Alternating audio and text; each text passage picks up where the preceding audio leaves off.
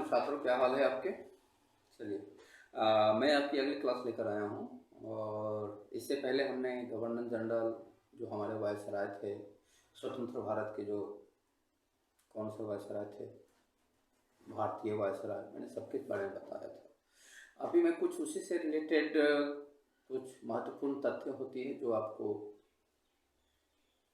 आए दिन किसी न किसी एग्जाम में रहती है, और खासकर जैसे क्या कहते हैं यूपीएससी या किसी भी पीसीएस में तो पूछी ही जाती है, इससे क्वेश्चन रहती ही है। तो थोड़ा मैं इस पर इनकी प्रशासनिक व्यवस्था क्या थी, इनकी नीति क्या थी, इन्होंने कौन सी संधि, तो मैंने इसी सब पर थोड़ा सा चर्चा कर रहा हूँ। ठीक है, तो आप लोग कृपया ध्यान देंगे। चलिए, तो हम इसी सिलसिले में मैं आगे आपको बताने जा रहा हूँ कि इन लोगों की प्रशासनिक व्यवस्था कैसी थी। तो सबसे पहले आप देख सकते हैं कि द्वैध शासन लागू किया गया था इनके टाइम में।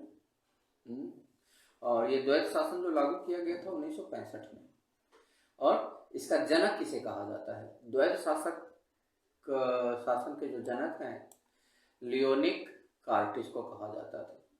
और इसका प्रारंभ लॉर्ड क्लाइव के टाइम में होता है। ठीक है, और कब से कब तक? तो 65 से 67, 2 साल तक। द्वैध शासन की समाप्ति जो है वारेन हेस्टिंग्स के काल में होता है, और 73 से 85 के बीच आप देख सकते हैं कि इसकी समाप्तिकरण होती है, इसको अंत कर दिया जाता है। द्वैध शासन क्या, थोड़ा सा इसको हम देख लेते हैं। ठीक है, प्रशासनिक दायित्व तो बंगाल के नवाब पर था, लेकिन वसूली का दायित्व कंपनी पर था। मतलब यहाँ पे 2 आदमी मिलकर, ठीक है, इसमें शामिल हो रहे थे। पहला क्या था कि बंगाल का जो नवाब था वह प्रशासनिक दायित्व जो है ना, यानी सरकार चलाने का काम, देख रेख, सारा चीज यही से क्या कहते हैं वहां का नवाब करता था। लेकिन जो भी वसूली का काम होता था, धन वाला काम होता था, वह अंग्रेज की कंपनी करता था। ठीक है, तो इसी को द्वैध शासन मतलब क्या हो गया? दोहरा शासन, यानी जैसे कहीं एक जगह पे 2 आदमी का दिमाग चलना, द्वैध शासन कहलाती है। अब जैसे कि देखेंगे कि चलिए मैंने इलेक्शन में कुछ चुनाव में जीत ही गया और मुझे बिहार में सरकार बनानी हो, तो बिहार में जो भी पार्टी जीती और वो अकेला सरकार नहीं बना सकती है, तो मैं क्या करता हूँ ना कि मैं उनके साथ मिल जाता हूँ और दोनों मिलकर हम बनाते हैं। तो क्या हो जाएगा? अब हम दोनों मिलकर जो सरकार बनाए हैं, तो हम तो दोनों शासन कर रहे हैं, तो ये द्वैध शासन है। आजकल ज्यादातर राज्यों में ये द्वैध शासन ही चलती है। ठीक है, और द्वैध क्या कहते हैं, त्रिदेव कहिए, फोर्थ कहिए, कितने शासन चलते हैं पता नहीं, कितने पार्टियों का समावेश होता है, सबका अपना अपना दिमाग होती है, कुछ न कुछ डिमांड होती है, कुछ शर्त होती है। तो ये द्वैध शासन उस समय से चली आ रही है। तो सुकर्त के उस समय द्वैध शासन थी, आज तो पता नहीं कितने शासन होती है। चलिए, तो ये चीज समझ में आ गई। अब इसमें देखते हैं इसमें क्या होता है। शक्ति नवाब के पास, और दायित्व जो था प्रशासन, ये नवाब का क्या कहते हैं जो होती थी, ये एक ताकत तो नवाब को मिला हुआ था, और इसको कौन सी शक्ति मिला हुआ था, यहाँ पे देख सकते हैं ये कौन सा नवाब कौन सा काम करता था, तो प्रशासनिक दायित्व का काम करता था। और एक शक्ति कंपनी के पास भी था, तो कंपनी के पास कौन सी शक्ति थी? वो कर वसूलने का काम करती थी। तो ये देख सकते हैं द्वैध शासन में यही होती है। ठीक है, यानी धन वाला, लाभ वाला जो काम होता था वो कंपनी करता था, और जिम्मेदारी वाला जो काम होता था वो यहाँ के लोग करते थे। चलिए, इसके बाद है कि एक और नीति आती है, सुरक्षा प्रकोष्ठ नीति, जिसको हम घेरे की नीति भी कहते हैं। ठीक है, ये क्या है, ये कब लो? तो ये जो है वारेन हेस्टिंग्स जो वायसराय थे, इन्होंने देखिए किया था, और इसका नामकरण किसने किया था? तो ली वार्नर ने। यह नीति क्या है? अपने पड़ोस राज्यों को बफर राज्य के रूप में या बफर स्टेट के रूप में प्रयुक्त कर अपने मुख्य शत्रुओं से सुरक्षा प्राप्त करना। अब मान लिया कि चलिए मैं देश की बात कर रहा हूं, हमें अगर चाइना से खतरा है, तो चाइना के बगल वाले देश के साथ हम क्या करेंगे? संधि करेंगे, और वहां पर अपने देश को सुरक्षा करने के लिए हम वहां पे सेना लगाएंगे उस देश में। आज भी बहुत सारे देश क्या जो संगठन बनी हुई है, जो बड़े बड़े देश हैं, वे अपने सुरक्षा के लिए ऐसा करते हैं, ये बफर नीति या बफर स्टेट या बफर, अब तो देश कह सकते हैं, का यूज करते हैं। ठीक है, वहां उससे सटे हुए, उसके सीमाओं से सटे हुए वहां पे वे अपने सुरक्षा के लिए पूरा पुख्ता इंतजाम करते हैं, ताकि उनका देश ऐसा कहीं हो तो वहीं से जो है ना वो लोग अपना एक्शन ले सके। चलिए, इसके बाद एक और देखते हैं, भारतीय सिविल सेवा। ठीक है, ये आपको कब आरंभ हुई थी? 1793 में, सॉरी, आईसीएस के नाम से उस समय जाना जाता है, इंडियन सिविल सेवा। ठीक है, इंडियन सिविल सर्विसेज यही है, जिसको आज आईएएस आईपीएस के नाम से जानते हैं, सिविल सेवा आज भी कहते हैं, आईसीएस भी कहा जाता है। ठीक है, आईएएस आईसीएस कुछ। चलिए, प्रारंभ कब होता है? 1793 को होती है। किसके शासनकाल में होता है? तो लॉर्ड कॉर्नवालिस के शासनकाल में होता है, और इसीलिए लॉर्ड कॉर्नवालिस को इंडियन सिविल सर्विसेज का जनक कहा जाता है। ठीक है, और पहली बार जो आईसीएस बने थे हमारे भारतीय, वो कौन थे? सत्येंद्र नाथ टैगोर। 1863 को लागू हुआ, 1793 में, और 1863 को ये हमारे प्रथम भारतीय जो है ना इसको पास करने वाले जैसे थे, क्योंकि इसकी जो एग्जाम सेंटर होती थी वो लंदन में होती थी। मैंने पहले भी कहा कि इतना दूर कौन जाए। ठीक है, इसके बाद आप देख सकते हैं 1974 में सुरेंद्रनाथ बनर्जी को असम में आईसीएस के पद से बर्खास्त कर दिया गया। ठीक है, फिर 1920 में सुभाष चंद्र बोस ने इसमें चौथा स्थान प्राप्त कर किया, लेकिन उन्होंने कहा नहीं, मैं एक क्या कहते हैं, उन्होंने त्याग पत्र दे दिया, उन्होंने इस पद को स्वीकार नहीं किया। उनके कहा जाता है, क्योंकि सुनी हुई बातें हैं, मैंने कहीं पढ़ा नहीं है, कहा जाता है कि इनके पिता इनको नालायक समझते थे, सुभाष चंद्र बोस को, जो इधर उधर रहते थे। उन्होंने कहा तो पढ़ने लायक नहीं है, ये है वो है, तो उनको थोड़ा सा दुख हो गया और उसने चैलेंज को स्वीकार कर लिया, और उन्होंने इस एग्जाम को पास करके अपने पिता को दिखा दिया और कहा कि चलिए, आपका ये बात मैंने पूरा कर दिया कि मैं कुछ नहीं कहता, मैंने किया और मैंने इस एग्जाम को पास किया। और उसके बाद वे क्या करते हैं ना, वो पेपर अपना फाड़ देते हैं, त्याग पत्र दे देते हैं, वो काम नहीं करते हैं, ऐसी मैंने सुना है। ठीक है, हकीकत क्या है ये कौन सी पुस्तक बताएगा इसके बारे में गारंटी नहीं है, क्योंकि सब सुनी सुनाई बातों को ही लिखते हैं, बताते हैं। चलिए, 1923 में बात कर रहा हूँ। सिविल सेवा परीक्षा इंग्लैंड तथा भारत में एक साथ, यानी 1923 में एक साथ संपन्न होने लगी। पहले क्या कहते हैं 1993 में इसकी स्थापना होती है, और सिविल परीक्षा केंद्र कहाँ बनाया गया? तो लंदन। लेकिन 1923 के बाद जो है ना इसको इंग्लैंड में भी एग्जाम होता था और भारत में भी होने लगे। ठीक है, तो ये थोड़ा सा यहाँ से सुविधा हो जाती है। चलिए, इसके बाद इंडियन सिविल सर्विसेज में परिवर्तन भी होता है आयु सीमा को लेकर, क्योंकि लॉर्ड लिटिल जो आया था उसने 21 वर्ष से घटाकर 19 वर्ष कर दिया था, और परीक्षा केंद्र को केवल लंदन बनाया था। लेकिन जब लिटन आया तो उसने फिर से यही से क्या कहते हैं 21 वर्ष किया, 19 से बढ़ा दिया, और परीक्षा केंद्र भारत में भी कर दिया था। ठीक है, चलिए, इसके बाद एक आती है सहायक संधि। सहायक संधि जो है 1798 में लाई जाती है। इसके बारे में आपको पहले भी बताया था कि इसको लॉर्ड वेलेस्ली ने जैसे क्रियान्वित किया था, और यह क्या है, इसका मेन कारण था कि अपनी प्रभु सत्ता स्थापित करना तथा फ्रांसीसियों के भय को समाप्त करना। अब सहायक संधि में क्या था कि अंग्रेज चाहता था, और अंग्रेज क्या कोई भी चाहता कि भैया हमारी जो है क्या कहते हैं वो धाक रहे, और जो हमें जिसका डर है वो हमसे डर कर भाग जाए। इसके अंतर्गत क्या प्रावधान था? इसके अंतर्गत वही प्रावधान कि जो भी छोटे मोटे राजे बचे हुए थे या जो भी नवाब हो गए थे, तो उनको अपनी सेना नहीं रखना, सेना अंग्रेज प्रोवाइड करेगी, आपको बदले में कुछ खर्चे उन्हें दे रहे हैं। देख सकते हैं यहाँ भी कुछ ऐसा ही होगा। इसमें संबंधित रियासत एक अंग्रेज सैनिक दल रखती थी, जिसका खर्च रियासत वहन करती थी। वही चीजें जो मैंने अभी आपको बताया हूँ। रियासत को अपने दरबार में एक अंग्रेज प्रतिनिधि रखना पड़ता था। रियासत अन्य किसी विदेशी सत्ता से संबंध नहीं रख सकती थी। ठीक है, और यहाँ पे देखेंगे वही है कि राजा जो होता है वो अपनी सेना को समाप्त कर दे, और उसके बदले में जैसे क्या कहते हैं जो कंपनी दे, जो अंग्रेज देंगे उस सेना को रखेगी। कहीं कुछ होगा तो जैसे क्या कहते हैं वो सेना उसका काम करेगी, लेकिन उस सेना रखने के बदले जो हमारे राजा होते थे या नवाब थे उनको अब खर्च देना पड़ता था कंपनी को, यानी ब्रिटिश को कंपनी देना, क्या कहते हैं उसका खर्चा देना, यानी एक तरह से आप कह लीजिए ना किराए का सैनिक। चाइना में आज भी है किराए का सैनिक, तो ये किराए का सैनिक आप रख सकते थे। ठीक है।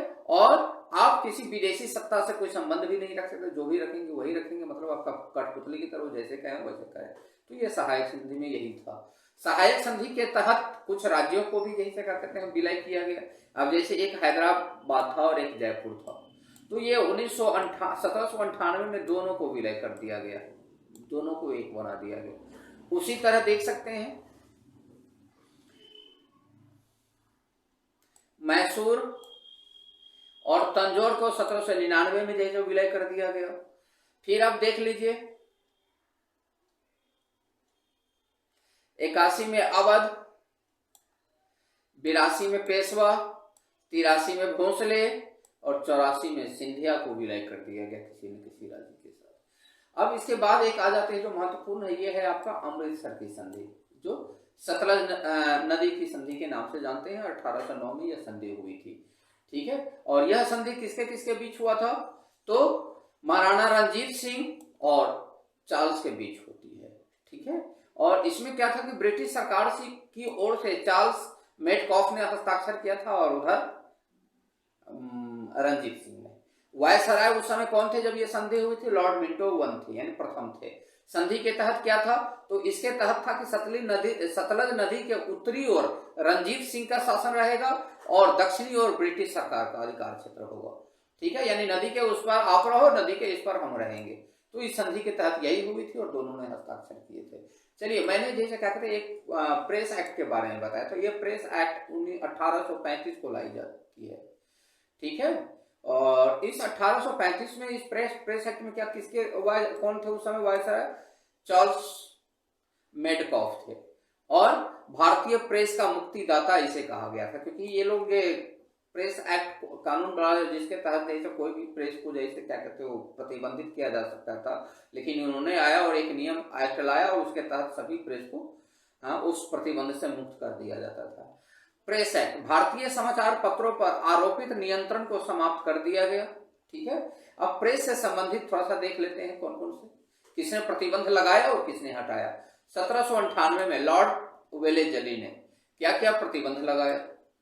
13 में हेस्टिंगस ने उस प्रतिबंध को हटा दिया, ठीक है। अब फिर 1823 में एडम्स ने फिर प्रतिबंध लगा देता है। चार्ल्स मेटकॉफ ने प्रेस एक्ट कानून लाता है और इस प्रतिबंध को फिर से हटा दिया।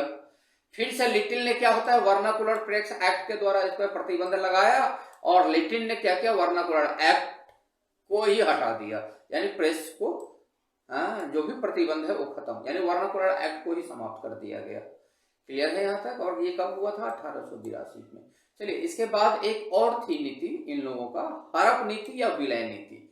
व्यक्तिगत का सिद्धांत भी इसे कहते हैं, डॉक्ट्रिन ऑफ लैप्स 1848 में लाई जाती है। प्रारंभ 48 में ही होती है। इसके जो प्रणेता थे लॉर्ड डलहौजी थे।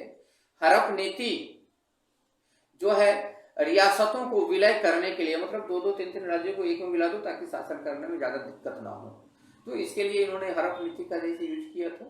और इस हड़प नीति के तहत क्या क्या हुआ था? ब्रिटिश साम्राज्य में किसको जैसे मिलाया गया था, तो आप देख सकते हैं 1848 में सतारा पहली बार हड़प नीति का प्रयोग किया जाता है। पंजाब में सैनिक हमला द्वारा जैसे क्या कहते हैं द्वितीय आंग्ल और सिख युद्ध, इसमें जैसा क्या कहते हैं हड़प नीति का प्रयोग यहाँ पे हुआ। 49 में संभल जैतपुर, 52 में उदयपुर, इस सबको ब्रिटिश सियासत क्या कहते हैं रियासत में मिलाया जाता है। बरार और झांसी को भी जैसा हड़प नीति के तहत मिला लिया गया। नागपुर को, बरौनी को, अवध को, ये सब जैसे हड़प नीति के तहत जो है ना जो भी ब्रिटिश रियासत था उसके अंतर्गत मिला लिया गया। चलिए, इसके बाद अब आ जाते हैं, एक है हमारे सामने दिल्ली दरबार। अब ये दिल्ली दरबार क्या है? 1877 में उस समय जो वायसराय थे लॉर्ड लिटल थे। आगमन होता है महारानी विक्टोरिया जो अपनी 25 वर्ष पूरे होने की खुशी में, और इनको केसर हिंद की उपाधि से नवाजा जाता है। और ये दिल्ली दरबार लगी थी हमारे भारत में ही आयोजन किया गया था और उसी में इनको आमंत्रित किया गया था। द्वितीय दिल्ली दरबार 1911 में लगी और उस समय जो वायसराय थे होर्डिंग द्वितीय थे। उस समय तो जैसे ये महारानी विक्टोरिया आई थी और इस समय ब्रिटेन की राजकुमार जॉर्ज प्रथम तथा राजकुमारी मैरी का स्वागत यानी वे आते हैं और इनको भी केसर ए हिंद की उपाधि से सम्मानित किया गया। चलिए, इसके बाद एक कारखाना अधिनियम पारित होता है। पहला कारखाना अधिनियम लॉर्ड रिपन के काल में 1881 को हुआ। यह अधिनियम जो था बच्चों का कारखाना में कार्य करना बंद यानी बाल श्रम पे प्रतिबंध लगा दिया गया। दूसरा कारखाना अधिनियम 1891 में पारित हुआ और इस समय जो वायसराय थे वो थे लैंसडाउन और इसमें काम करने का समय तय कर दिया गया कि 11 घंटा काम करना है। ठीक है, चलिए, इसके बाद भू राजस्व व्यवस्था लागू की गई। इसमें जैसे 3 तरह की व्यवस्था थी, अस्थाई बंदोबस्त था, रैयतवाड़ी था और एक महालवाड़ी व्यवस्था थी।